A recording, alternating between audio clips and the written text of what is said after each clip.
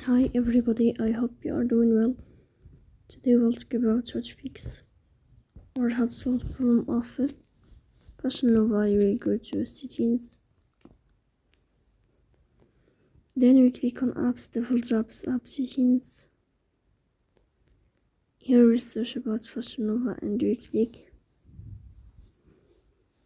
In this page of app info, we click on first stop and we click OK.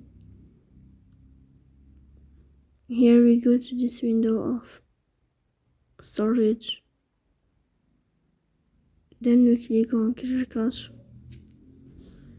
Here you turn off your Wi-Fi and you turn on your Wi-Fi again to fix that problem. So that's all.